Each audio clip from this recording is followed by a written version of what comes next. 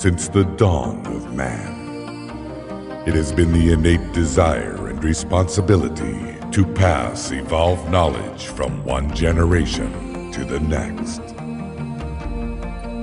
From the earliest cave drawings to Egyptian hieroglyphics, from hidden scrolls and leather-bound books to microchips, never has a generation passed where leaders of the era did not set out on the quest to teach their students of tomorrow. Enter the new millennium. Here, right now, many of today's top minds from all walks of life share what they have learned to create an abundant life filled with wealth, inspiration, success, and happiness, so that you may apply these powerful teachings. From government leaders to athletes, from motivators to movie stars, this is the chance of our lifetime to gain practical insights from one of the most dynamic, inspirational, and diverse group of modern-day heroes.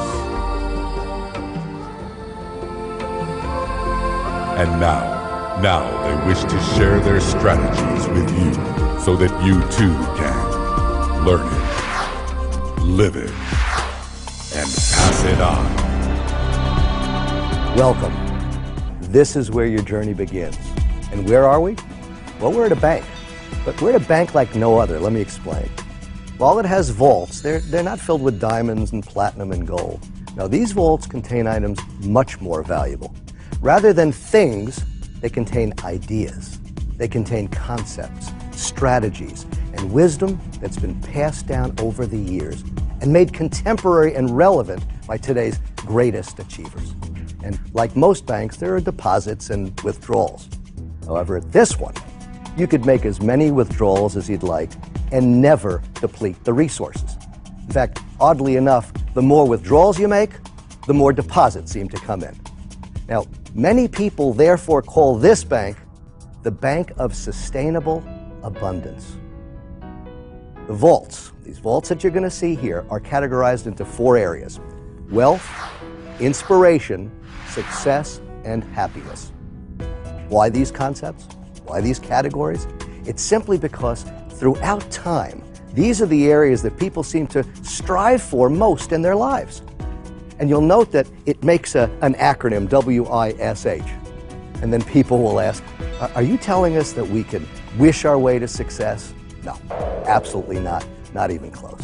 But what we are saying is this, that when you learn these ideas and put them to work, really put them to work, you can live a full life beyond your wildest expectations, and you can truly make your dreams and, yes, your wishes come true. Truth is that if you want these things to come into attraction, you got to first take action.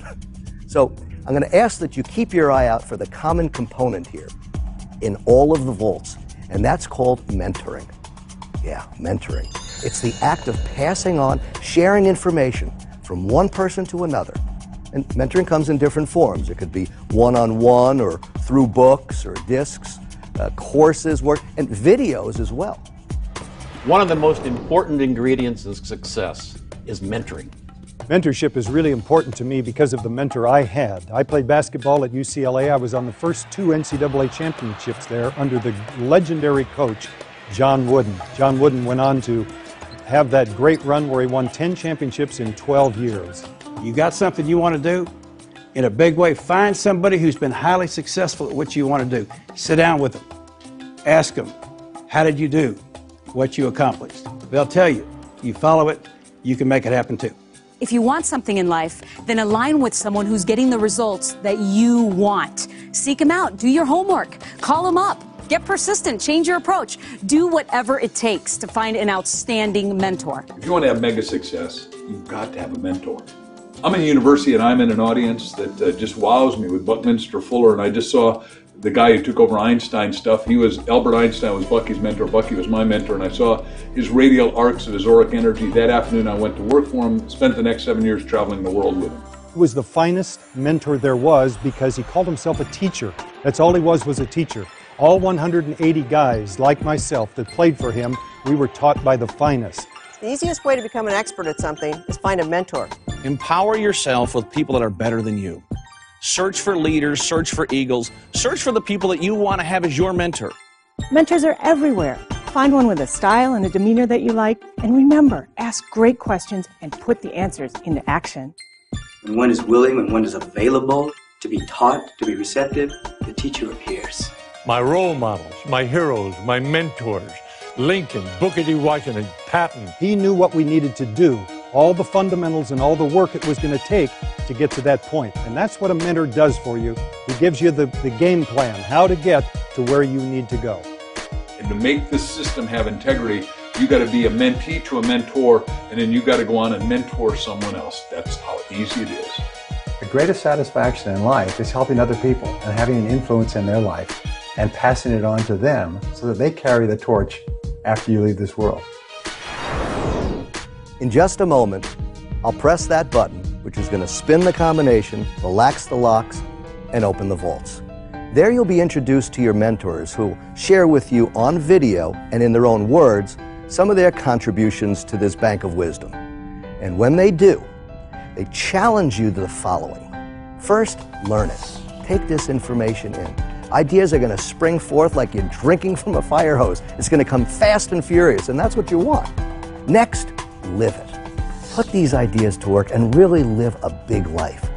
And then, like the mentors you're about to meet, pass it on. Let's enter the first vault, wealth.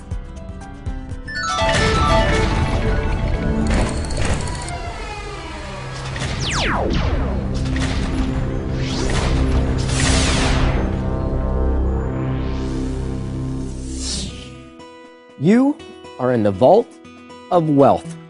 Everyone wants to be here, but not everyone knows the way. In fact, it's been said you could ask 1,000 leaders how they became successful, how they became wealthy, and chances are you'll get 1,000 variations of how they did it. On the same note, ask these same leaders, what actual steps did you follow to get there? And you will find common denominators that each of them followed to go from where they were to where they are now. Okay, my catchphrase, my nickname, I know it's pretty cool, but a lot of people think I only mentor millionaires or I work with big giant corporations. And although that's true and pretty much what I do, I also mentor inner city kids in my hometown of San Diego, California. In fact, I want to share a story with you about a young man I worked with. His name was David. David the Goliath, I called him. 6'4" at only 14 years old. He was a really good kid. His father passed away and he didn't have a positive role model in his life. In fact, he got into a mentorship program because he stole a bicycle and carried a pocket knife to school. A no-no, and he knew better, but he was hanging out with the wrong crowd. So I decided to start working with him, and we built up a bond. It was wonderful. And about 2 months goes by, I could see he started progressing quite well. His homework got better, and he started making a difference around his household. So we ended up strategically over at a department store where we started walking around. And what do you know? We ended up over at the bike section. I said, hey, Dave, do yourself a favor. Go pick out any bike here and you can have it. And he looks at me and says, what are you talking about? I'm just a kid. I got no money. I can't get a bike. I said, great. Let's leave then. He goes, no. He goes, what are you talking about? I said, pick out any bike you want here and you can have it. He was lacking the key ingredient for all wealth building: confidence. You have to believe more than anything that what you want can actually be. Your attitude is either the lock on or key to your door of success.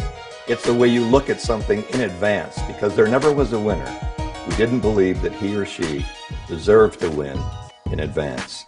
A high level of confidence is not something that everyone is just born with. I know I wasn't. So, and I need a high level of confidence for the work that I do. How you choose to see yourself is how you'll see life, because there is power in confidence and self-image. Become confident by the thoughts that you think, the words that you speak. You're going to succeed in direct proportion to your confidence factor toward what you're doing. If you're willing to take the steps necessary to get confident in what you want to do, you can be highly successful yourself. Confidence means I am confident that I will do whatever it takes to make my dream come true. If you don't have positive input, where do you expect it to come from? Start saying in every way, every day, I'm doing better and better, happier and happier, healthier and healthier. I'm alive. I'm alert. I feel great. Let's try that right now. I'm alive. I'm alert. I feel great with conviction and feeling. I'm alive. I'm alert. I feel great. Say it over and over, and the more you say it, the more you begin to feel it, the more you begin to feel it, the more you begin to act it. You talk to most people in life, they want to change something outside of them. They want to change their career, their relationship, or they have other challenges in their life. But the real distinction is that when you change, your environment automatically changes. We need to attract. We influence by attracting. It's not what we do to other people, it's what we do to ourselves. We transform ourselves into the type of people other people want to follow. And life is a professional sport, not an amateur sport. Start playing it like a professional and you'll receive the results that professionals get.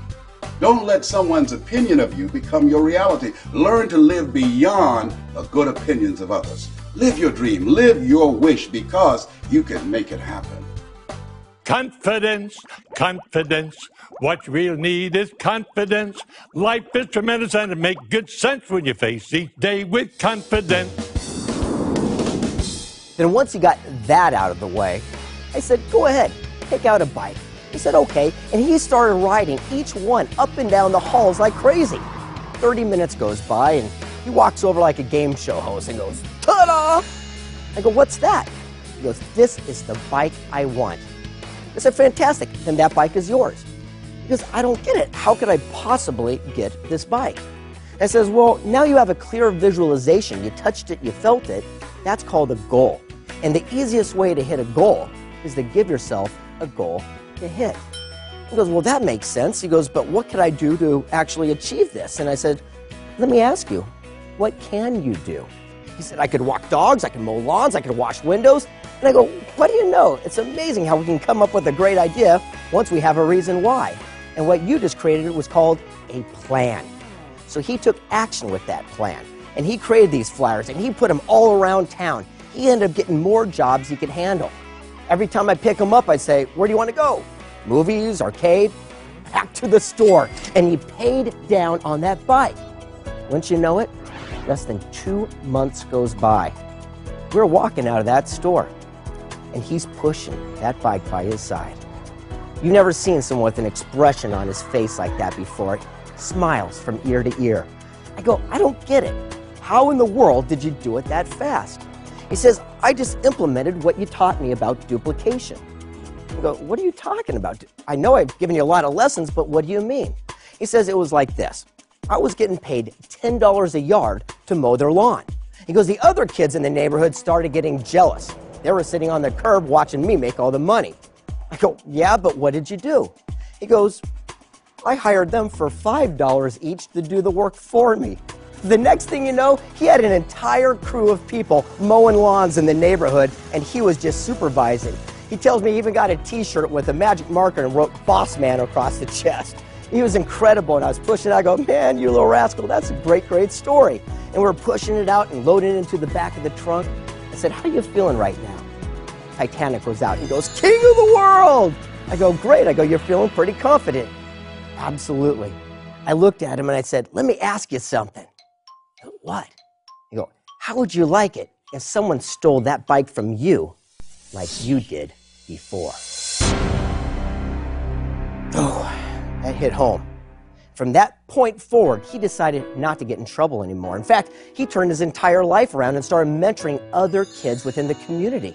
So much so that our local TV station came out and did a report on him, the most outstanding young man who turned his life around. He even had the same jobs 2 years later with other people mowing the lawns for him, all based on residual opportunities.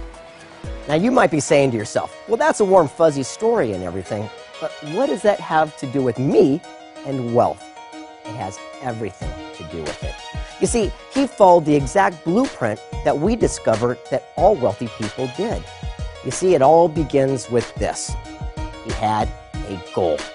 Because without a goal, it's impossible to reach your destination. One of the keys to success is clarity, because you can't hit a target that you can't see. But if you can see the target and you keep shooting at it, eventually you do hit it. You know, in my life, I've lost my eyesight, and I spent the first half of my life with sight, and the second half of my life I've spent with vision. And they are both very powerful things. There are few things more precious than our eyesight. But if I had to make a choice between sight and vision, I would select vision for my life because it's made so many things possible. And dreams are all that we need to propel us from where we are to where we want to be. For me, I wrote myself $1 million check because I wanted to be a millionaire. Then I went and I blew it up and I placed it everywhere where I had to keep seeing it so I could keep visualizing it so it became real. Visualization was a key strategy that had been given to me, and I finally decided to do exactly what they said. Visualization to me is a daydream with intent. But somewhere along the way, we forgot how to dream. We lost it. We lost the very thing that we knew how to do that manifested what we wanted. First, you must envision what it is that you're committed to manifest. Whatever that is, whether it's a new car or a new house, maybe you're expanding your business or attracting that relationship of your dreams. You can't say just, I want to lose some weight, I want to make more money, I want a better job. What you say is I want to make a specific amount of money, I want to lose a specific amount of weight, I want to be in this position, or I want to start this company. Deciding what it is with absolute clarity. Specificity rules the world. It's numbers, it's how much, it's how long, it's when. You got to put it in concrete so that your mind can get a hold of it, because the mind is the most incredible biocomputer ever created. And it doesn't deal in vague, it deals in specific. Okay, now once you have a goal, what's the next step? Well, just like Dave, he created a flyer. Remember I asked, what can you do? So many people focus on what they can't do or what they shouldn't say or where they shouldn't go. Wouldn't it be great to start asking yourself, hey, what can I do? What am I capable of? What could I do with my life without limitations? So Dave made his flyer. Remember, he'd walk dogs, wash windows, he'd mow lawns. He'd do whatever he had to do, and that's called a plan. A goal without a plan is just a dream. You know, in the airline industry, no plane ever takes off without a flight plan, without a destination in mind. And if you were to leave from the airport and deviate by 1 degree, you could miss the destination by 1,000 miles. Same thing can happen in your own life. File your flight plan, stick to it. Imagine driving from Los Angeles all the way to New York City without a road map. Sure, you might get there eventually, but you need a specific plan. Attention. Take your attention. You are so powerful, and direct your attention onto that thing that you are so passionate about. Set a goal, then figure out what you have to do to achieve that goal. Then make a plan and take consistent daily action. And then each day, wake up with specific things you're going to do today to accomplish a small part of a big goal. You know, we wouldn't go to the grocery store without a list, so we don't waste our time, effort, and energy in the grocery store. And people spend more time planning their 3-day weekend than they do what are they going to do for the rest of their lives. You know, everyone has goals, but they spend more time planning a party than they do their life. Then you need to have a strategy. Imagine a group of construction workers trying to build a house with no blueprints. That would be crazy. So if you need clear, specific, defined blueprints to build a house, wouldn't you think that you need clear blueprints for your life? Now, once you got the goal, and once you have a roadmap, a plan to get there, you need step 3. And step 3 is my favorite part, because David did something special. He did something, and that's called action. There's absolutely no substitute for massive action. I know this. Successful people understand that there's a law of attraction, but it's the action behind the attraction that makes the wish come true. You gotta think it, you gotta feel it, then you gotta do it. The law of compensation works this way. There's got to be action, attraction that gives you traction. What happens is you decide to take the action, and the universe has the belief imprinted that you're really believing a thing, so you're going to achieve a thing. And then what happens by the law of attraction, you attract it right into your very beingness and essence. We all have fears.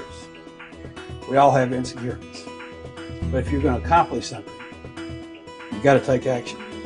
Let me say something. If it scares you, do it for sure.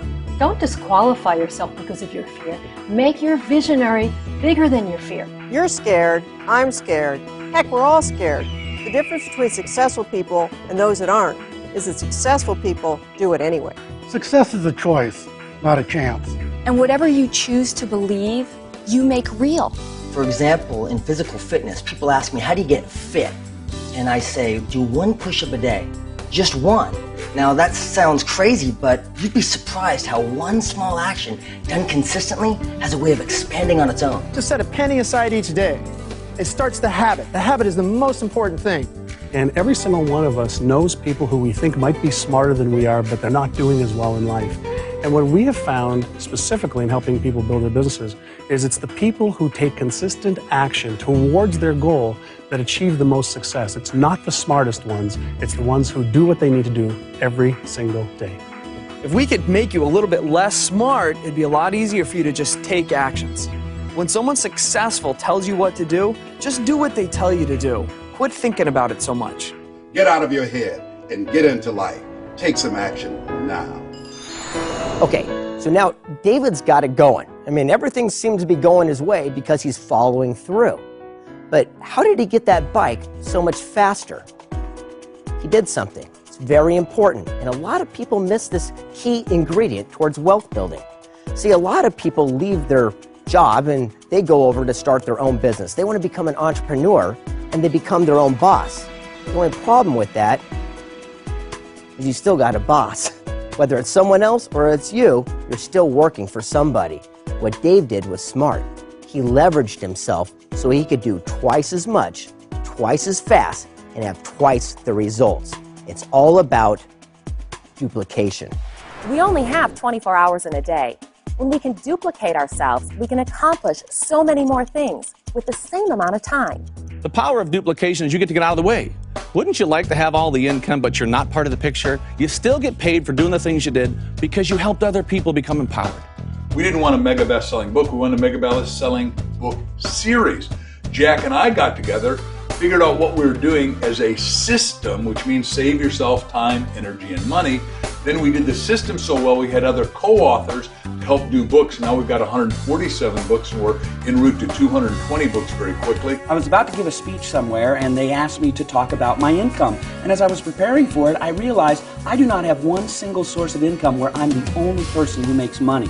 One of the best things you can do to create flow into your life and create wealth is to partner with other people. Then you make money, they make money. And once we started selling, we sold a few to get the momentum going. We sold them from seminars, so we multiplied ourselves instead of 1-on-1, 1-on-10, 1-on-200, 1-on-2,000, 1-on-20,000. And then we got other authors to do that. Then we got to do it on media, and we got to do it in a multiplicity of different ways. So we've now duplicated ourselves, so there's 144 million books. Wealthy people understand the power of duplication. It's working smarter, not harder. 2 years go by. And Channel 10, remember they came out and did a segment on him, the most outstanding kid who turned his life around? He still had those same positions he started years earlier, and he still had the young people working those positions. You know what the best part is?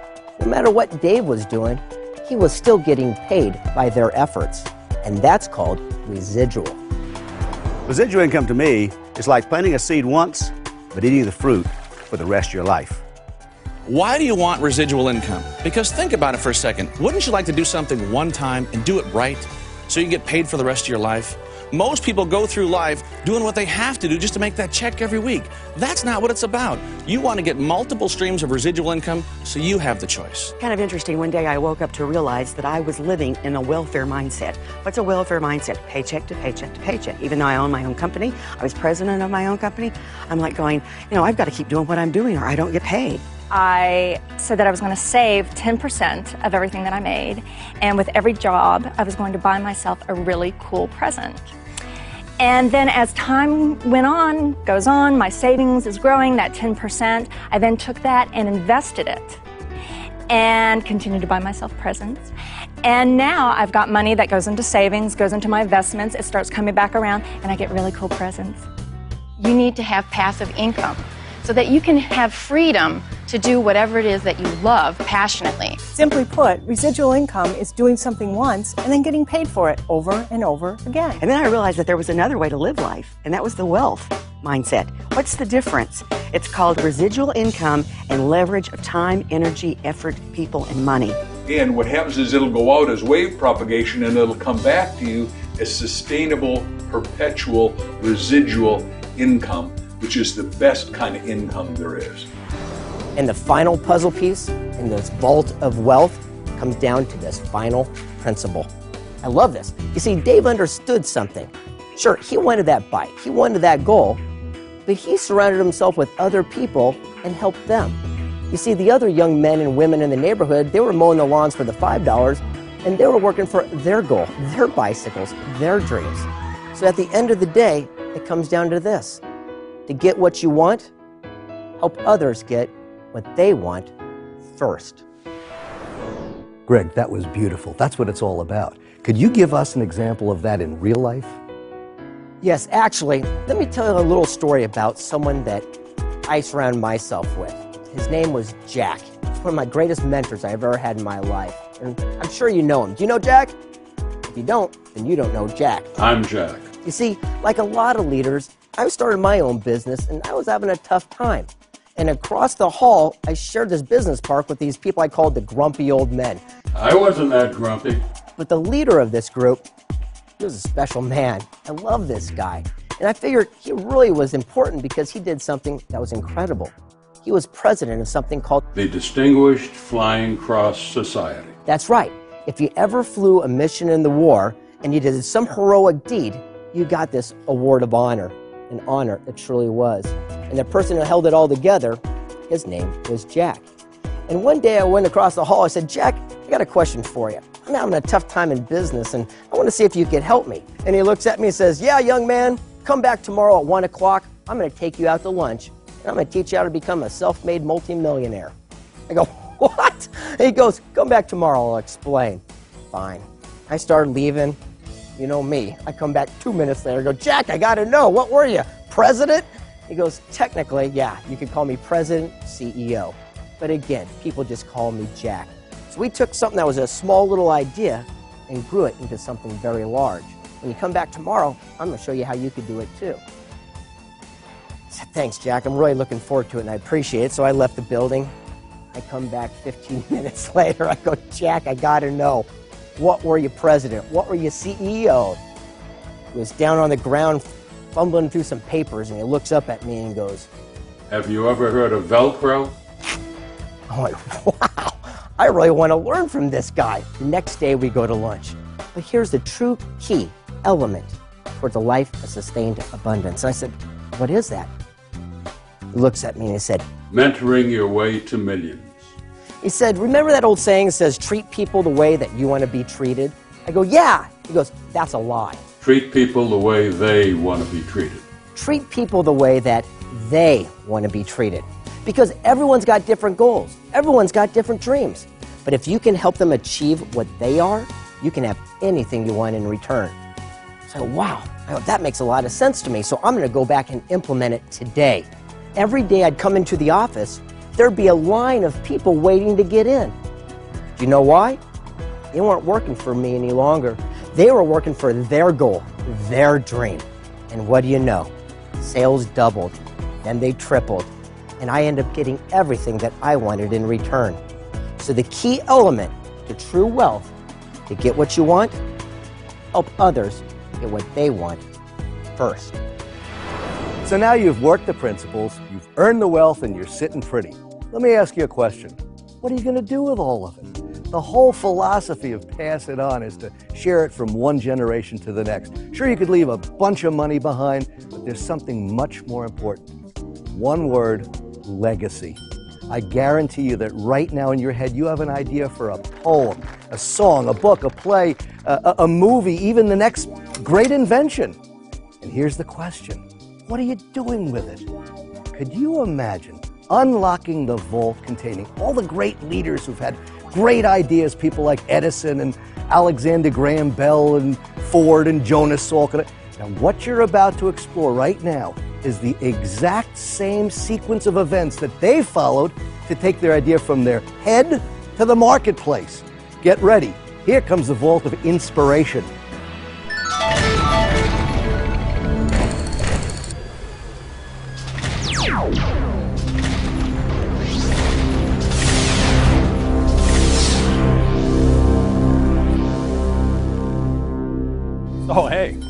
Welcome to my workshop. Question: how many of you have had or known someone who's had $1 million idea? How many of those ideas have produced $1 million? Well, few to none, I'll bet. Because like you, I once thought I had $1 million idea, but I was wrong. What I had was a $75 million idea. I mean, it's pretty cool. It happens. But it only happens when you follow a certain sequence of action steps in order to get this idea out of your head and into the marketplace. The first step in the sequence is catalyst. It's that aha moment. We all have them. The point is recognizing it. It's a step of recognition. When you're driving down the road, you're in the shower, or you wake up in the middle of the night because it hit you like a ton of bricks. I get my ideas just walking along the ocean. My moments come to me when I'm surrounded by the beauty of nature. My best ideas come when I'm on a power walk. Mine comes when I'm in the shower. The first movie I ever wrote that I sold to a studio was Radio Flyer, and I wanted to direct it, and they didn't want to let me direct it because I was an unproven entity in the director's chair, but I made them let me direct it. And then 8 days after I started, they fired me. So that was, profoundly devastating to me. What was my long-term goal, he asked. And I said, I want to be the president of an airline. And he laughed at me. That set me on my way. Catalyst for me, you want to fire me up, get me going, tell me I can't do something.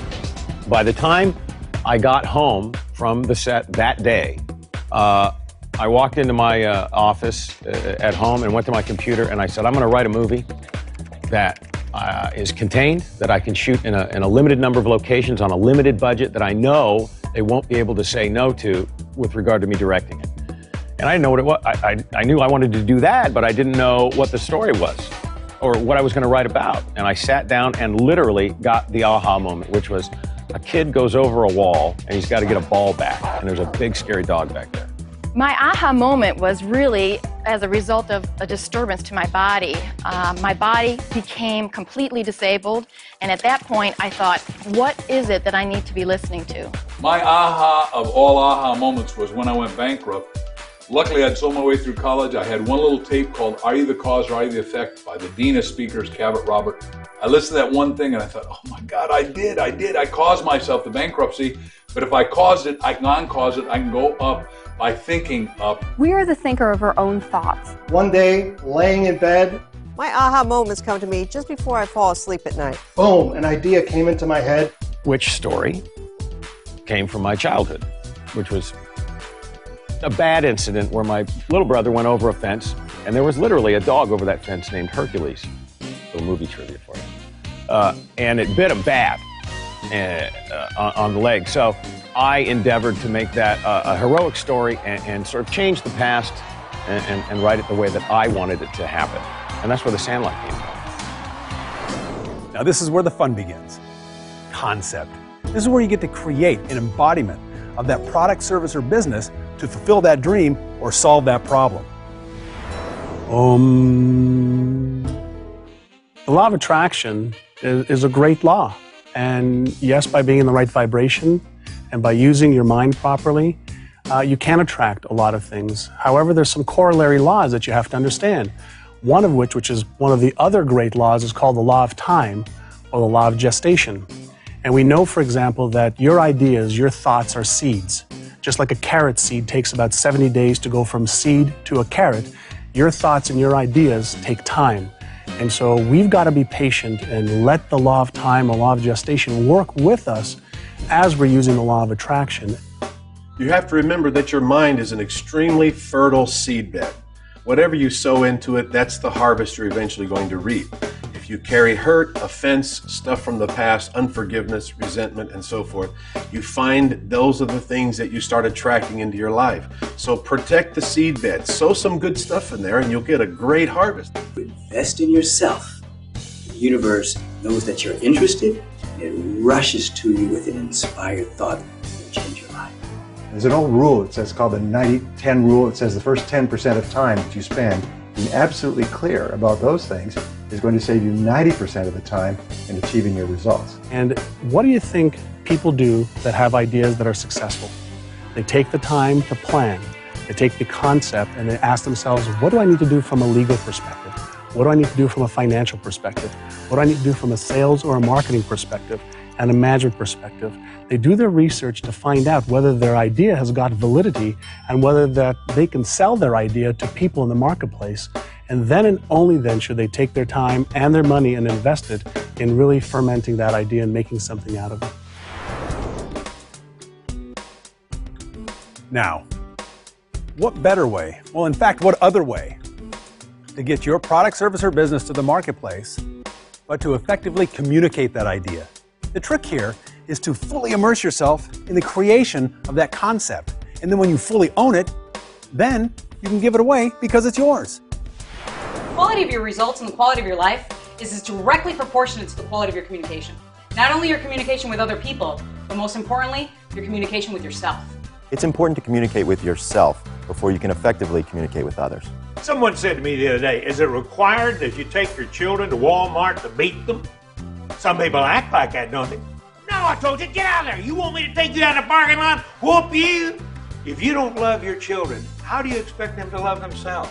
Say encouraging, positive things to your children, to your spouse, to your associates, to your friends, your family, yourself. Be careful about how you talk to yourself. I'm happy, I'm healthy, I'm terrific. Instead of, oh boy, that makes me mad. Oh, that upsets me. That makes my back hurt. Let's try it right now. I'm happy, I'm healthy, I'm terrific. Come on, you can do better than that. I'm happy, I'm healthy, I'm terrific. Repeat it over and over, day after day after day until you begin to believe it. Speak that thought. Positive words become positive things. Every word we speak is powerfully charged with positive or negative energy. No neutral ground, positive or negative. We've got to start listening to what language we're speaking, because we're either speaking ourselves into positive results or negative results. And again, the choice is up to you. Your commitment to clear communication will show up in every area of your life. Now that we've done all this communicating with ourselves, it's time to get your idea out there and find like-minded people who will buy into your dream. Rapport is power. Rapport is a relationship of total responsiveness with another human being. And when you can get to that level, when you can have two-way dialogue and two-way communication, that's when magic happens. I find that the best thing that happens on a set working with anyone is when we listen to each other and we really take each other in. That I recognize that you're there and I'm here and we're two beings who are creating something together and we're listening and we're cooperating. You ever had this situation happen where maybe you thought of somebody and you haven't talked to that person for months or even years, and suddenly that person calls you out of the blue? Or in today's world, maybe you're emailing somebody or you're texting somebody, and before you can hit send on that text, suddenly you receive a text from that same person.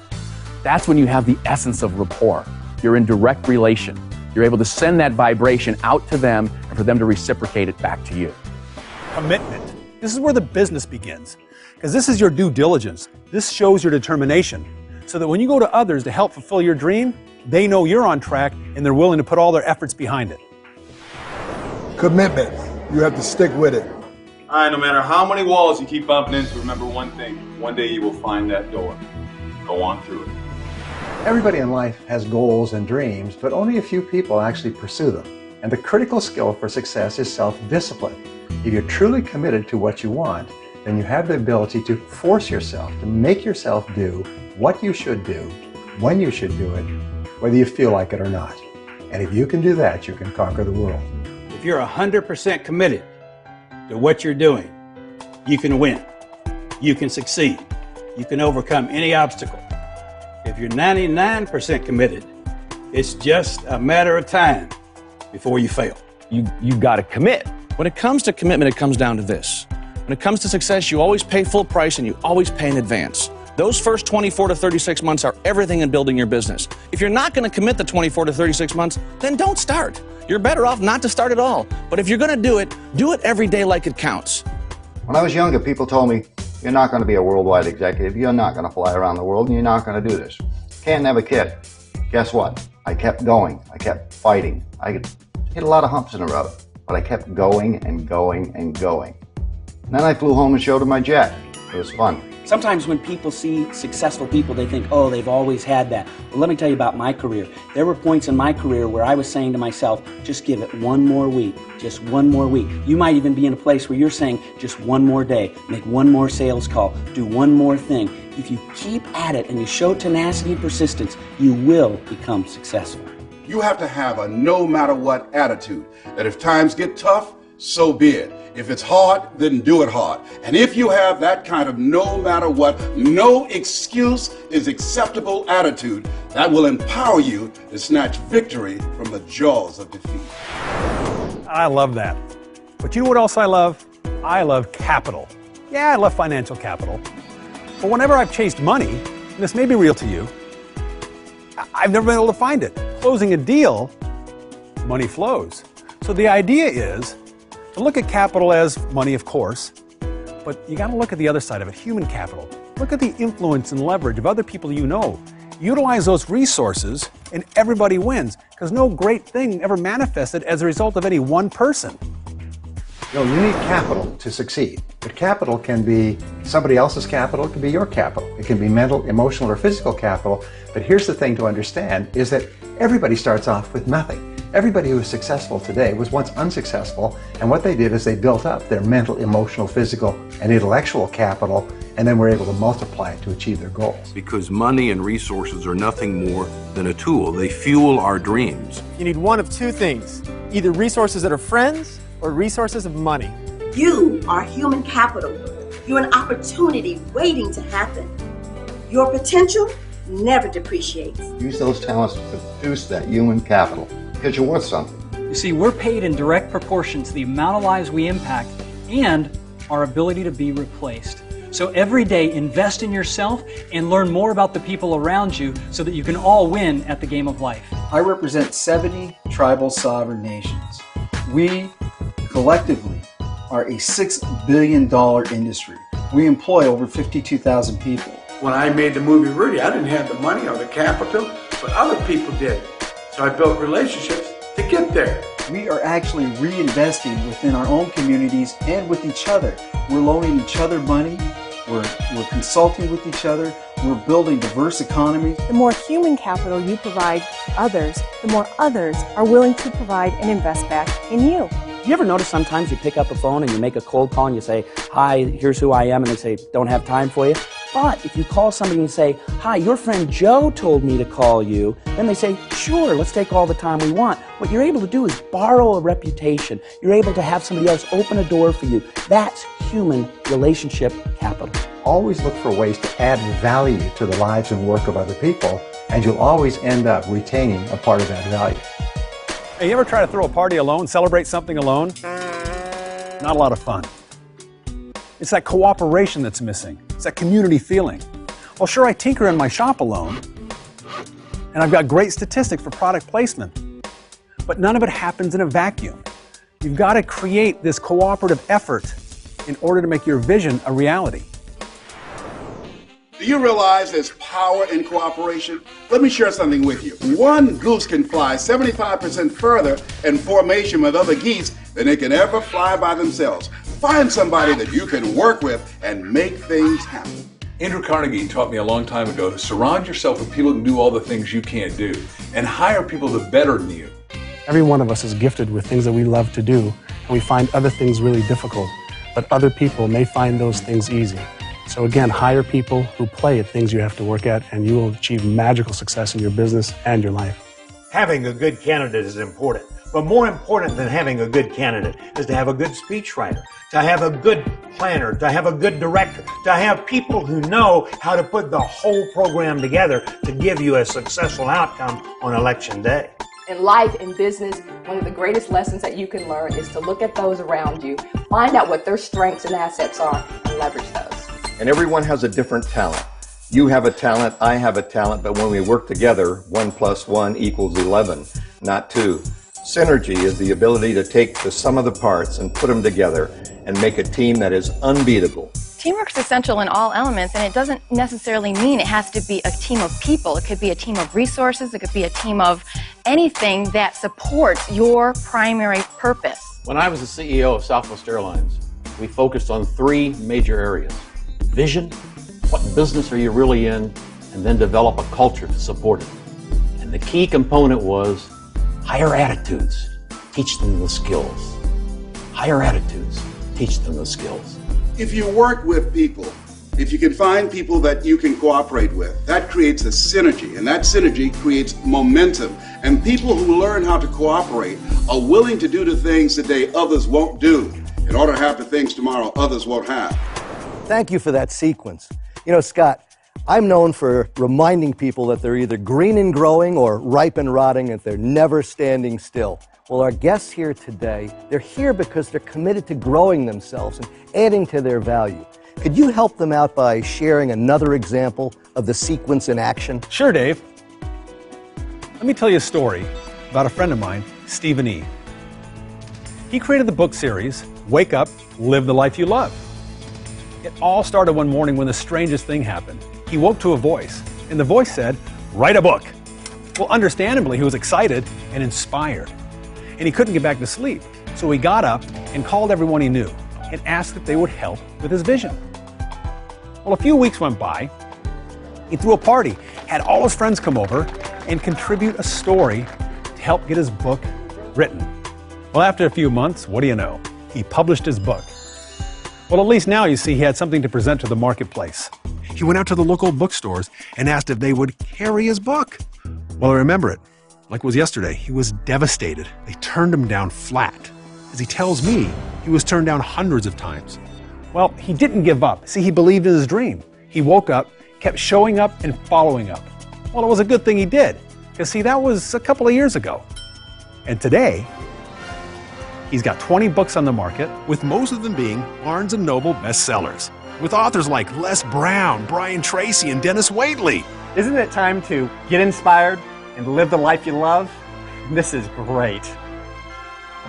So as you can see, he followed that important sequence of action steps to bring that idea from out of his head into the marketplace. Excellent. Now that's a great replicable system. And what a wonderful example of the power of commitment. Commitment is the heart of everything. Commitment. That word is so sacred we shouldn't even say it. Because see, in life, there comes a time you can't go on. You can't go on. But you know when you grow? You don't grow when you can't go on. You grow when you won't give up. And you know when you won't give up? When you're committed and you can't give up. Now here's an example of commitment in action. A story with our good friend Ruben Gonzalez, 3-time Olympian. When I was 21, I was watching the Olympics on TV. And I saw this little guy win the gold medal in figure skating, Scott Hamilton. When I saw him win that gold medal, he gave me hope. I said to myself, if that little guy can do it, I can do it too. I want to be in the next Olympics no matter what. It's a done deal. I just got to find a sport. Well, I wasn't a great athlete. So my plan was to find a sport that was so tough, a sport that had so many broken bones in it, there'd be a lot of quitters. Only I wouldn't quit. I chose the luge. I'll tell you where I live. I live in hot and humid Houston, Texas. And I was going to do the luge, an ice sport, a winter sport. I didn't know anything about the luge, but it didn't matter. So I called the luge track in Lake Placid, New York. And I told the guy, I'm an athlete here in Houston. I want to learn how to luge, so I'll be in the Olympics in 4 years. Will you help me? And the guy goes, how old are you? I said, 21. He starts laughing at me. He goes, 21? Forget it, man. You're 10 years too late. If you want to do it at your age, you want to do it in just 4 years, it's brutal. 9 out of 10 people quit. When he said that, I started smiling. I thought to myself, man, this works right into my plan. This is perfect. I went to Lake Placid to learn how to luge. And the guy was right. It was brutal. The first 2 years, I was crashing 4 out of 5 times. 4 out of 5. But I kept at it. In the third year, I went from crashing 4 out of 5 to crashing 1 out of 100. I figured it out. And on the 4th year, I made the Olympic team. I made my dream come true. If you have a dream, you're willing to go for it, and you refuse to quit, you can make that dream come true.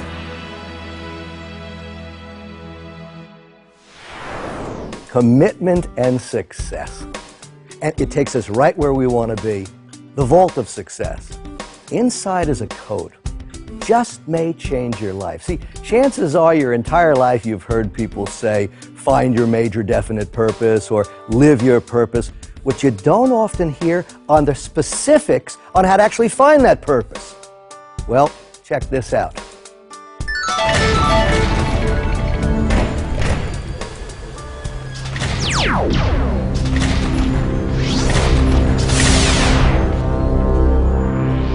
Purpose. Look, we're all put on the spinning rock for a reason greater than ourselves. And while we're here, it's our mission to find out what that purpose is. You've just entered the vault of success. And success, defined by us and all the other great leaders, is simple.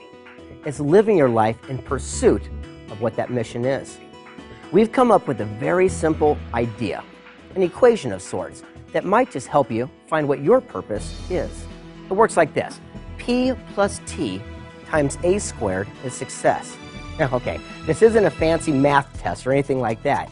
It's just an equation that, when actually applied by action, you too can help separate yourself from the 95% who just dream of success to that top 5% who actually achieve it. It works like this. Say you love stuffed animals. They're all over the house. In fact, it drives people nuts every time they come over. And your talent happens to be pretty good on the computer. Say you're a real whiz when it comes to looking things up on a search engine. Well, how could you take action with the right association? I'm not a rocket scientist, but you can open up an eBay store and start selling stuffed animals right online. Because you're combining your passion with your talent, you're taking action with the right association. And that's what the success equation is all about. The first element is the P, and that stands for passion. If you love what you're doing and you believe in it and you can bring your people along with you, passion will aim you toward the goal you're seeking. Passion is the difference between being in something and that something being in you.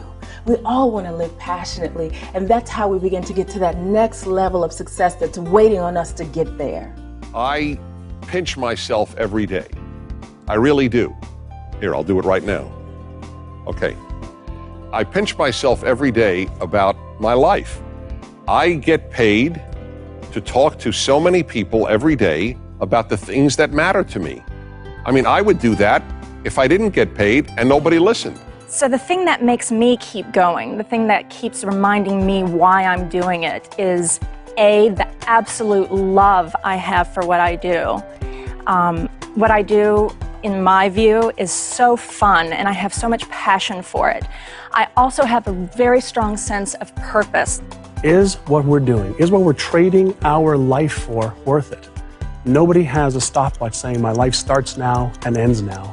So we've got to make sure that every single day, every single moment, we trade our lives for something that we're passionate about, something we love to do, and something that can contribute to the lives of others, because that's when we feel our absolute best. You know, the most important thing you can ever do is be like a scientist. They don't work a day. They go to play, to experiment, to understand, to learn. The same thing with an artist or a singer or a golfer. You're doing something that you're so passionate about, you don't worry about the money. Because you do it well and you do it to serve other people, they pay you for it because you deliver more than you promise. When you are passionate about something, that means that you truly want that thing to manifest. Because whatever you decide to do, there are other people out there who are going after it too. And it's going to be challenging. It's going to be hard. There's going to be difficulties. There's going to be setbacks. And having that passion and being willing to fail at doing something that you love to do, that is going to make you unstoppable. Do it big, do it right, do it first class. Live your life with passion. Because it's that passion that'll get you up in the morning. It's that passion that'll get you going when the going gets tough. It's that passion that'll help you do the things the competition's not willing to do. All my role models had passion. For example, General Patton. What a man of passion. When he talked about success, he said success is not reaching the top. Success is not being a winner. Success is how high do you bounce when you hit the bottom. If life knocks you down, try and land on your back, because if you can look up, you can get up. Passion. Okay, you've got it now. It's that burning desire within you. But unfortunately, it's not enough. You see, the success equation is P, your passion, plus T. And T is very important because that stands for talent. How important is talent? It's everything. Think about it. You've seen these TV talent shows where they have singing contests. Sure, they've got a lot of passion, but unfortunately, many of them are lacking talent. You know, the truth is you can be born with whatever skill or opportunity or God-given talent that you have, but it's really up to you, the individual, to nurture and encourage it and continue to learn along the way. We are all programmed. We're all genetically predisposed to having some contribution to make. Every single person has a talent. We all have different talents, but the way to succeed is not focusing on things you're not good at, but focus on things that you're good at. People ask me to come to speak and they'll say, "Are you ever get nervous?" I say, "No, I never get nervous." If you ask me to come and sing or dance, then I get nervous. Why? I'm good at speaking, not so good at singing and dancing. How do you get involved with DSL from the beginning, from the ground floor? And the answer is simple. It was my passion. It was the passion of myself and my team and a lot of really talented people that all got together and combined our talent and passion, and we created something that changed the world. Don't try to coach yourself into being able to do the things that are not your natural talents. All you're going to do is get frustrated. The best thing you can do is focus on what you do best. Focus on what you're talented at. If you're not talented, you're going to constantly be coming up against struggle within yourself, which is going to manifest struggle outside of yourself. And I think it's also important taking one step before that is the discovery of what you're talented at and the exploration in finding your talent. You will only be successful doing something that you really enjoy doing. But here's the key. Sometimes you have to try a lot of things before you find the right thing for you. Every one of us has been given a special gift, a talent, an attribute. We know it as God's gift to us. It is our obligation to use that to our fullest. Talent and finding talent come to something that you love. As a kid, I loved bodybuilding. I loved strength. I was always fascinated with power. There's some things within all of us that occur for us naturally. We have some talents, we have some gifts, we have some capacities. The idea is cultivate what comes natural, what you're passionate about.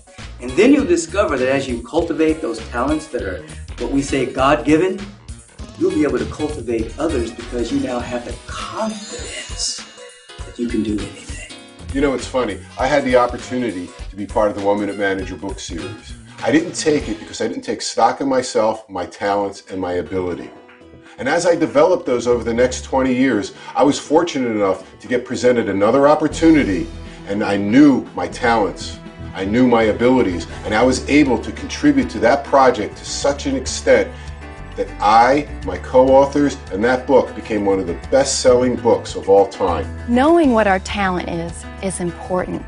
Finding our talent is what are you great at? What do you love doing? What comes easy? What's effortless? And just to clarify what effortless means, it's not sitting on a couch and not doing anything.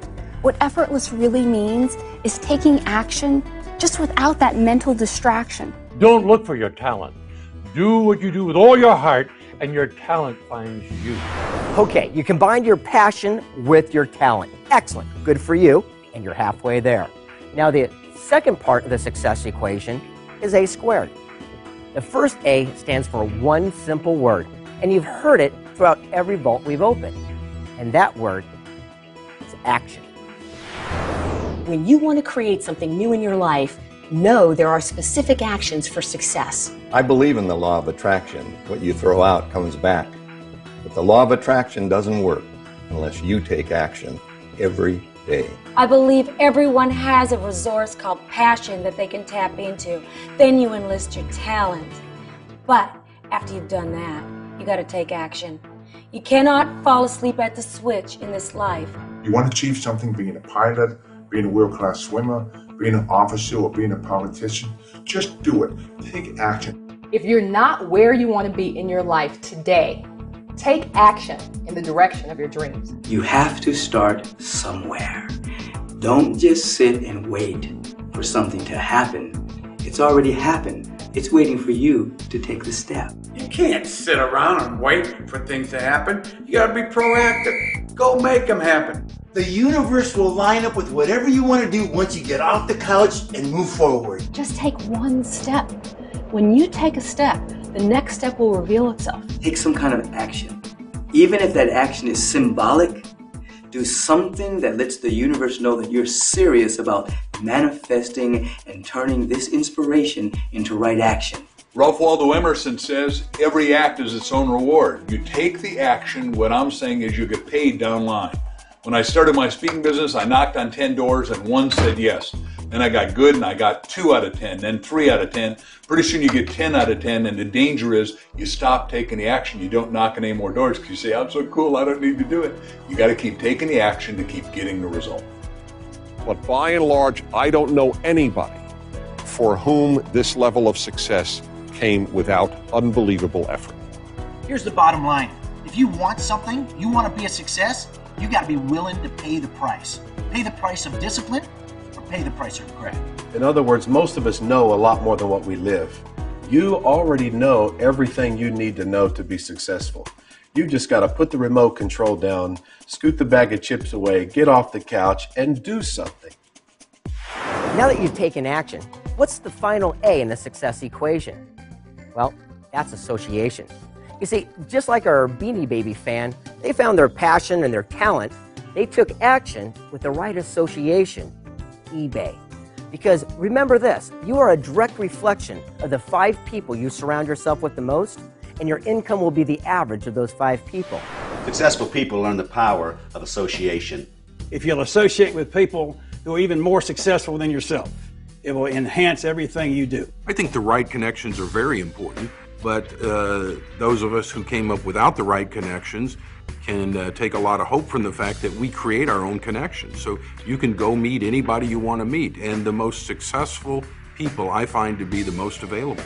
You're known by the friends you keep. What kind of people do you associate with? What kind of thoughts do you put into your mind? If you hang around the people who are always filled with anxiety and frustration, that's what you'll experience. If you hang around winners, people who are happy and enthusiastic, happiness and enthusiasm are contagious. You'll catch them, and you will show that in the way you conduct yourself in life. Who are you hanging around with?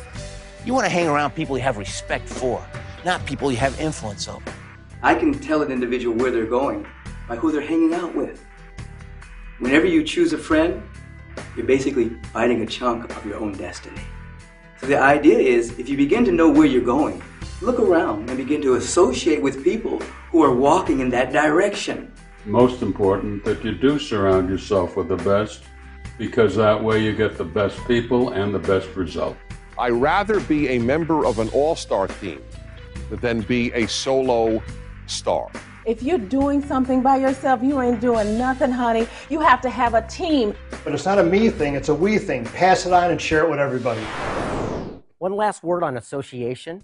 What's the use of having all these great people together if you don't put it to work? We suggest a mastermind group. What's that? Well, that's when you get 5 like-minded people together and you compare thoughts, ideas, strengths, and goals. You know what they call it when you get 5 people together that think negative thoughts? We call that a landmine group. You are the same today you'll be in 5 years. Get what you think. The people you meet and the books you read. Hang around thinkers, you'll be a better thinker. Hang around workers, you'll be a better worker. Hang around givers, you'll be a better giver. Hang around a bunch of thumb-sucking, complaining, griping boneheads, and you will be a better thumb-sucking, complaining, griping bonehead. In other words, your income in the next 5 years will be the average of your 5 closest friends. Do this. Grab a pen and a paper. Write down your 5 closest friends. Write down what you think they make. Total it up and average it out. You may find, like I did, I needed some new friends. If we're in a situation where we've just learned something, we've been to a class, we've just accelerated, we've just brought something new into our life, we take it back to the people that we're with. What can happen is they may try to pull you back. You may take new action, have new strategies, they may try to pull you back. Not because they don't love you, because they don't want to lose you. Find the 5 most successful people you know, call them up, ask them to spend some time together. Make that call. The reason most people fail is they don't make that call. If you want true success, surround yourself with champions. Every day it'll make a difference by spending the time with the people that know where you want to go, and if they care, you'll know. You weren't born knowing everything. If you want to get there fast, use a mastermind. Successful people think big. They're always focusing on the what if, how are we going to make it happen? They're focusing on the dream. When you surround yourself with successful people, you'll start thinking big. And then, the sky's the limit. One simple reason, and there are many, but one simple one, happy people attract people into their lives. Unhappy people do not. Exponentially increase your thoughts and your energy. That's the power of a mastermind group. When you want to grow, when you want to develop, when you want more, the key is to get around the people that are doing the things that you want to do. You want to be in shape, you got to be around the people that are working out, that are in shape. You want to make more money, go with people that are making more money. Go with people that are getting the outcome that you want. That too will help you get it. It'll raise your standards as well. That could be the single best example of taking a complex concept and translating it into a simple, easy-to-use equation. I can't tell you how many times I've referenced that with my clients. Greg, could you illuminate that formula with one more application? Yes, let me tell you a story about Lee. In fact, he's a young man I mentor, again, in my hometown of San Diego. A great young guy, 23 years old. You see, he was an electrical engineer, and he just wasn't very happy with his job. I started meeting with him once a month and said, what is it you really want to do with your life? Because I could see he had something called golden handcuffs. Golden handcuffs is where he made too much money, he couldn't afford to leave, so he was trapped to his desk. I says, well, what would you really like to do? He goes, I just don't know. So we did the success equation. And at the end of the day, on his passion side, it said art. He goes, gosh, art is my favorite thing. On his talent was engineering. Heck, that's what he went to school for, and he was pretty good at it. I said, Lee, how could you take action with the right people and do something with that? He says, well, I created something called a tranquil. And I go, what? And he goes, a tranquil. It's an indoor waterfall that as soon as you walk into a residence, you see it come trickling down the sides of the wall. It has beautiful sound and music to it. He goes, it's an inspiration for all that see it. And I went, wow, well, let's go make them. He says, I can't. Golden handcuffs. About 2 months go by. We meet again. I remember the look on his face as he sat down. I said, what's wrong? And he goes, I got laid off. I looked at him, I said, excellent, this is great. Dude, don't you understand? This could be your ticket to freedom. What are you talking about? Well, this is the whole thing we're talking before, about the success equation. Combining your passion with your talent, taking action. I mean, this right here, that could be your ticket to freedom. And he said, okay, I'll give it a shot. 6 months. Don't you know it? 3 months goes by, and ABC gets a hold of him. You know that show Extreme Home Makeover where they tear down a house and they remodel it? Well, they feature his tranquils throughout the episodes. In fact, 4 of the best of episodes, as a matter of fact. And now, he puts them all around the restaurants and homes in our neighborhood. The guy's making an incredible income because he did just that. He applied his passion with his talent. He took action with the right association. And that is the success equation. So here we are. We've spun the combinations, we've relaxed the locks and opened the vault doors in all of the areas: wealth, inspiration, and success. But there's one more. Just why do people strive for these areas? Well, it always seems to come down to one thing: happiness. Let's open it up, Scott.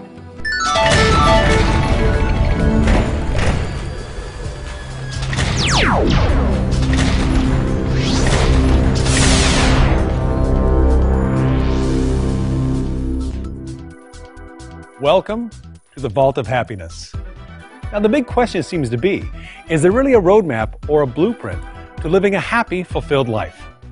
Well, fortunately, the answer is yes. It all starts with gratitude. Unfortunately, we seem to get caught up in the one size. Oh, I'll be grateful and live a grateful life once I get a new job, once I find a new relationship, once I get a raise. But the truth is, once we're grateful not just for what we have in our lives, but who we have in our lives, the journey begins. The best place to start is from a state of gratitude. By being grateful for things you have in your life, you're able to now enhance that and attract more things to be grateful for. One of the keys to success is to have an attitude of gratitude, is to be constantly thinking about the things that you're grateful for. Because when you think about the things you're grateful for, first of all, you're a happy person. The reality is that gratitude has power in it, because as you have a grateful heart, you draw more of the same to yourself. Gratitude is the antithesis of envy. If we are expressing envy in any way, shape, or form, we are automatically putting repulsive vibrations out there into the universe. But the moment we are grateful for what we have and can bless others that have what we're looking for, we create an instant magnetism in the universe and attract those possibilities to us. Most of the time when we think about being grateful, we think about just being grateful in our own mind. One of the things that will unlock success for you is to be grateful to other people. When somebody does something for you, when somebody gives benefit into your life, go to them and tell them how grateful you are for them. That creates an emotional bond that will connect you and help you achieve success. That if every day you'll stop and think about 10 things you're thankful for, before you even get out of bed or when you're doing your morning routine, just think of 10 things you're thankful for. I'm thankful the weather's nice, the car started, whatever it may be that you're thankful for. I like to say that the enlightened give thanks for what most people take for granted. So if you look around your life and just are grateful for really small things, that attitude will become large, and you'll discover in that field more things to be grateful for will begin to pour forth in your life. Start with anything, and then everything will come to you. You'll see it come pouring in because the universe rewards those who have appreciation for what they already have. When I had my 50th birthday party, my son, the teenager, got up and he was asked to say a few words. And kids, when they're teens, don't like praising their parents. So I didn't even know if he'd say anything. And you know what he got up and said? He said, I want to thank my father for one thing, for always being happy. And it was the best thing he could have said. I preferred that to had he said, I want to thank my father for loving me. I want to thank my father for supporting me, for being a good man, whatever. That was the best. Mark of greatness is gratitude. My favorite prayer with our children was, God, we thank you for our food. But if we had no food, we thank you just the same. Because we're not thankful for just what you give us. We're thankful most of all for the privilege of learning to be thankful. Have you ever felt like you had the weight of the world on your shoulders? That's anger and resentment. Try adopting a policy of, if it doesn't flow, let it go. You see, you've got to learn to forgive. That's the second step on a road to happiness. Forgiving others, but more importantly, forgiving yourself. Stand tall and be proud. That way you can forge ahead without any impediments. Joy is the reward for letting go. In order to be successful in life, there are two categories of people you need to learn how to forgive. One are all those people who have abused you or weren't there when you needed them. And the second one is yourself. But it's time for all of us to meet the true thinker. The beautiful, powerful, talented, healthy, abundant, unlimited you. And not to get trapped into the thoughts that you think of who you are. When you forgive yourself, you unlock the door to your true self, where all your dimensions of creativity are. When you feel blocked, it's often because you've turned your disappointments inward. Choose to forgive yourself and unlock the door. You've got to be willing to let the past go. Have you ever tried carrying 10 old boys on your back because you try to have success for them? What happens is you fail with them. You see, you can't get where you're going if you're always focused on where you've been. When you forgive others, you just put the past behind you and work towards the future. Here's one of the facts of life. People are going to wrong you. And here's one of the things I know. When other people make mistakes, we want justice. When we make mistakes, we want mercy. One of the things that'll change your life is when other people make mistakes, extend to them the mercy that you want. Forgive them. It'll open up a whole new world for you.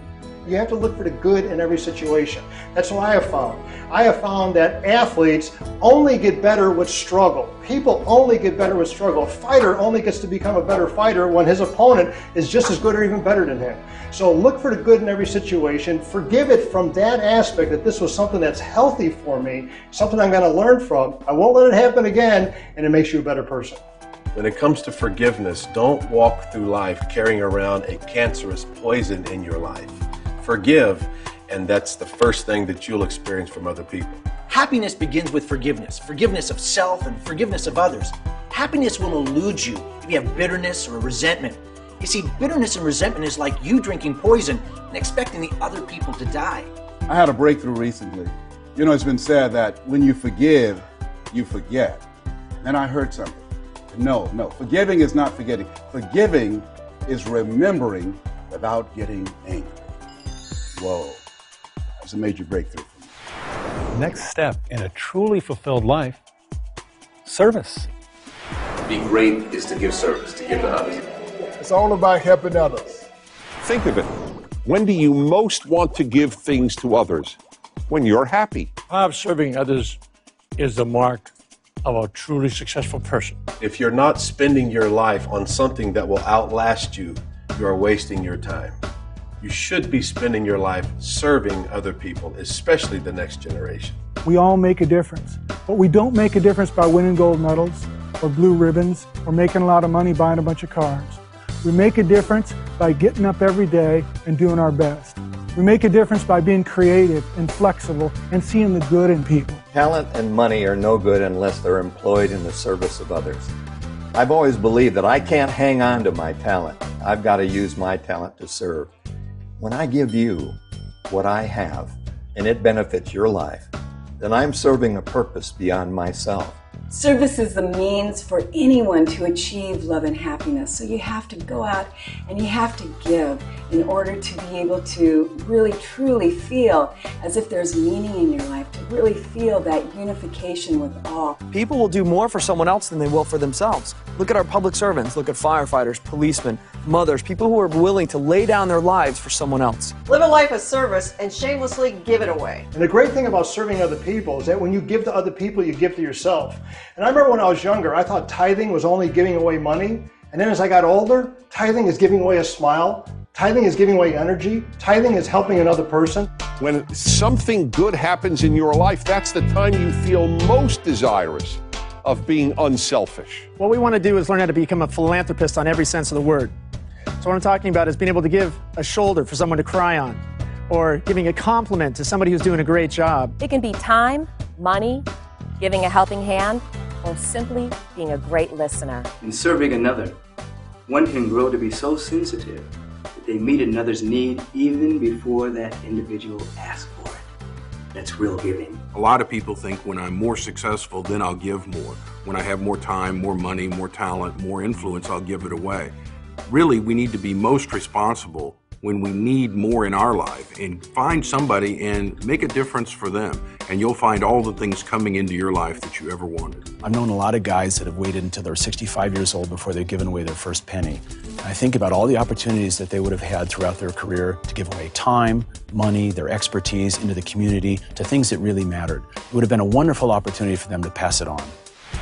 Hey, let's face it, stress happens. Some of the happiest people on the planet, they have a stress coping strategy. Some count to 10, some say needles and pens, some meditate. I mean, it's different for everybody. But the important thing is have a strategy. You're going to get stressed. I get stressed. I get out of balance. But what I've learned over the years is it's so important to have some internal happiness. You know, they say today that stress is one of the top killers in America. And it really is, because what happens is you get so bottlenecked. You know what I'm talking about when you wake up every day and you don't want to get out of bed, you don't want to see the people you know and you really care about.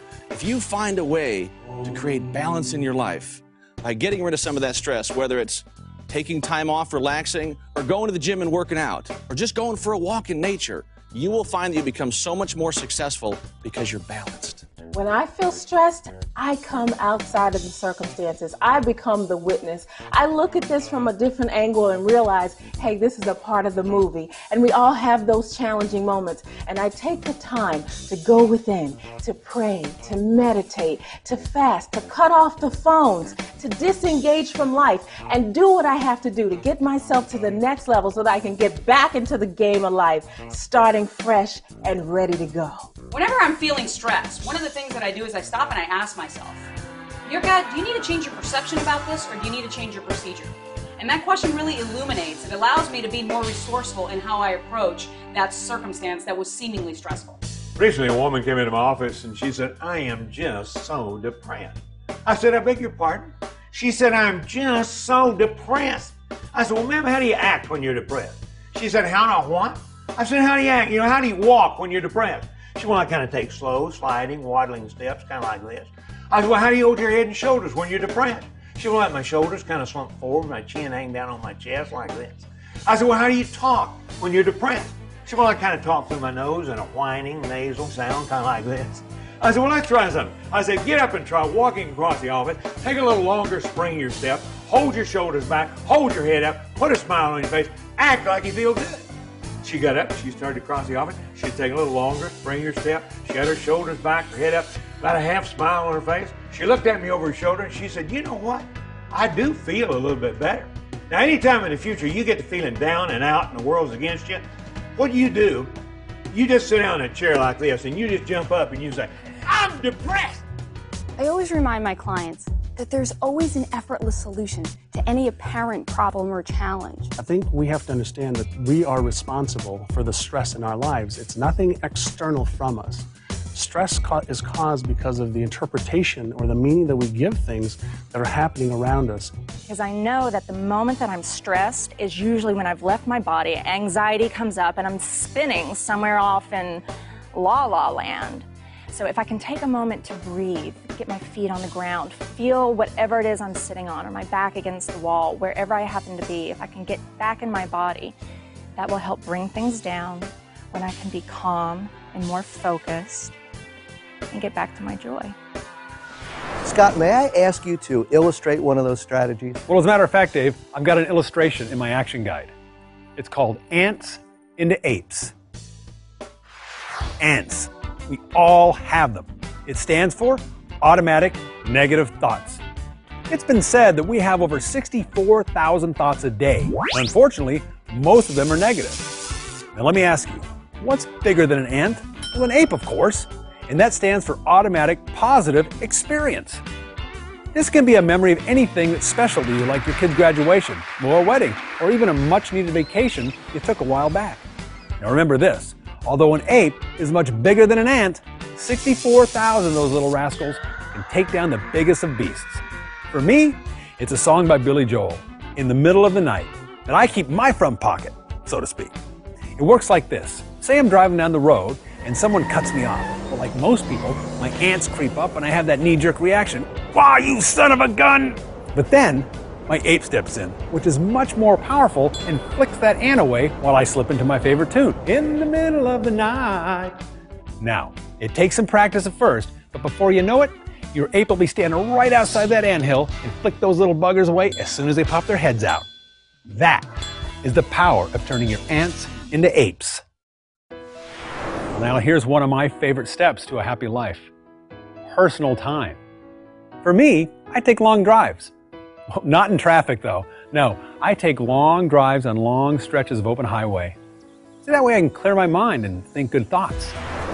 I am a fanatic about personal time. I make sure that I have time at the beach, and when I get to the forest, my most important thing is to watch the trees be green. Simple joy of life is to be out in nature, to be at the ocean, to breathe fresh, clean air. It's always best to enjoy yourself. Don't take yourself too seriously, and enjoy life and those people around you, and just laugh, have a good time. One suggestion, find your sanctuary.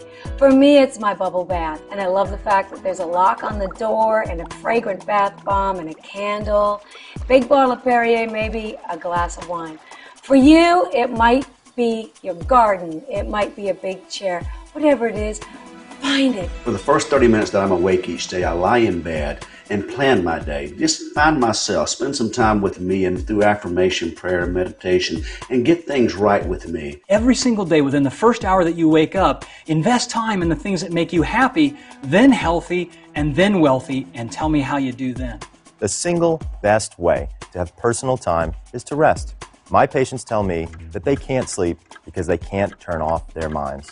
It's possible to slow down and sleep, but you must give yourself the time to do it. People are always saying, I don't have enough time to exercise. I say we all have enough time to exercise. We just have to have the commitment. I speak to tens of thousands of people and hundreds of airplane rides a year. And I find the time to exercise because I'm committed to a healthy lifestyle. You can't pull anything out of an empty bag. You've got to pour into yourself to make sure that you're not mentally, emotionally, and spiritually malnourished. So take care of yourself. You are your greatest commodity.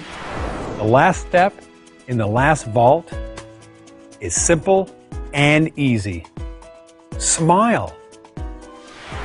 One of the most simple gifts I can give that gives me great pleasure in giving, and I know people enjoy receiving, is a smile. It's so important to smile in order for you to be able to feel positive, happy emotions, even if you're not feeling them in the moment. It may seem a little cheesy or inauthentic, but it's not. Because when you smile, it'll shift your body language and it'll start making you feel a lot better. Pass it on. Pass it on. Pass it on. Your smile is your most effective method of communication. It transcends all language barriers. A smile is the key to open the door you thought you could never get through. One of the greatest techniques I learned on the road to success is Smile Talk. I learned that it was a way for me to manage my environment and manage my attitude. The smile is the secret weapon of success. Pass it on. Pass it on. Pass it on. Pass it on.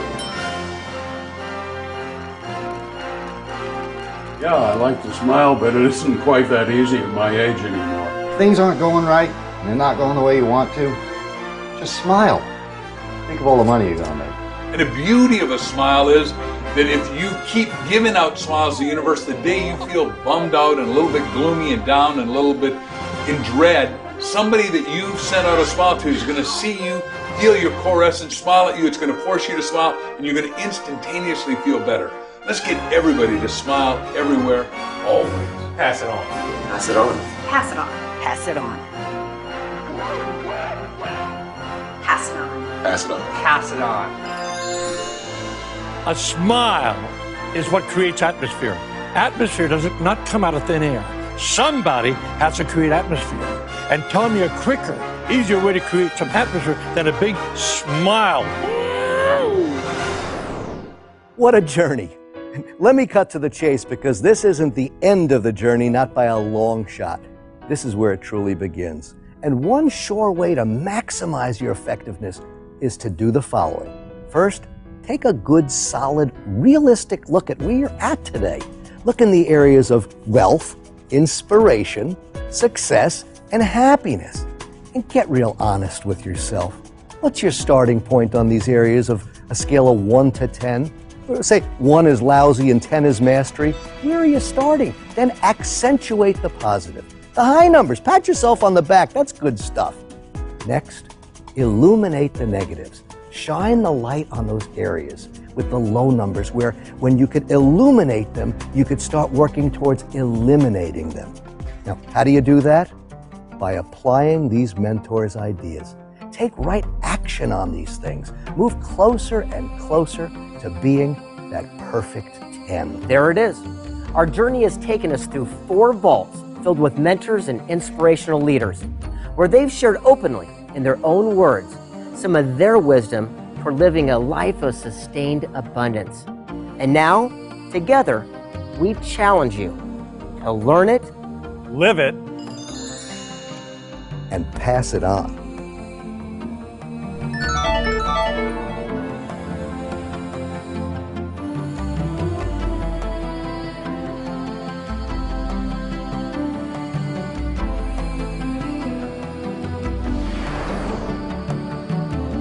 This is the life we're all destined for. Step into it. Let it happen. You don't have to be great to get started, but you have to get started to be great. Find your magnificent obsession and take it all the way to the end of the road. The greatest thrill in life is to take your success and your happiness and pass it on.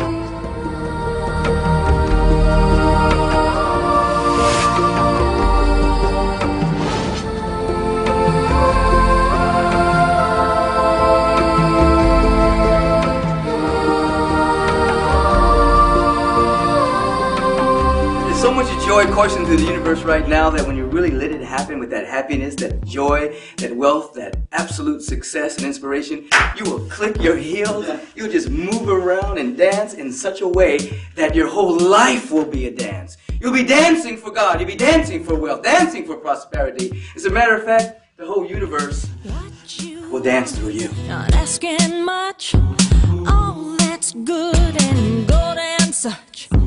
Aim your dreams past what you know. Plan the how and don't let go. Break it down to build it up. Keep your mind on a filled up cup. Don't keep the flow into yourself. Gotta pass it on to someone else. Wish it good, wish it now. Wish it good, wish it wow. Make a wish, wish, wish it now. Stay the course for up and down. Keep it going round and round. Find someone to help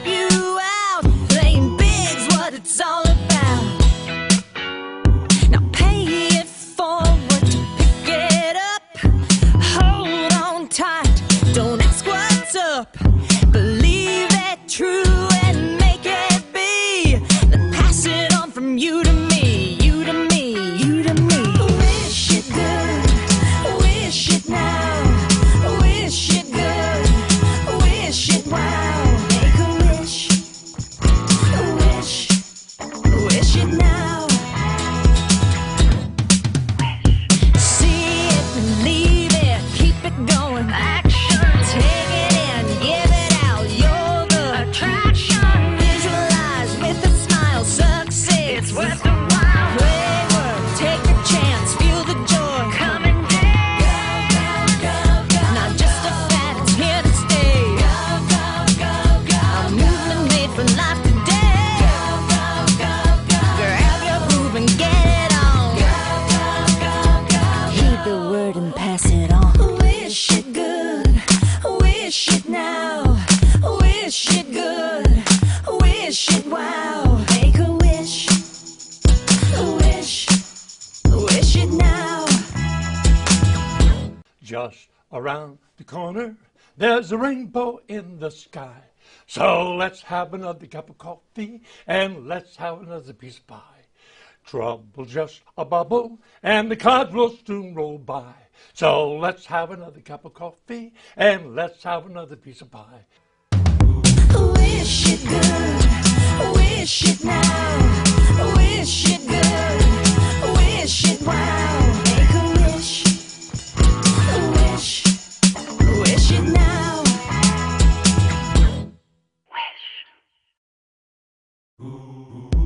Get on your mark, get ready to go. I'll tell you about a business for all generations, why we're here for all the celebration. Easy to explain into about it. Selling health and freedom, don't have to shout it. Put a winner on your left, winner on your right. Show them how to do it, call them every night. First you got to find them to get behind them.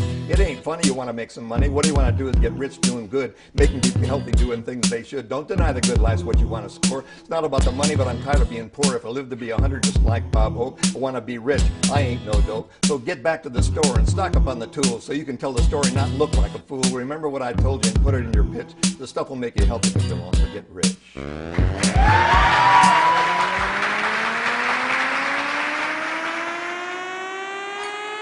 Pass it on.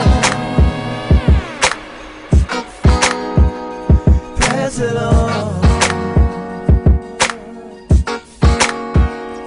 Pass it on.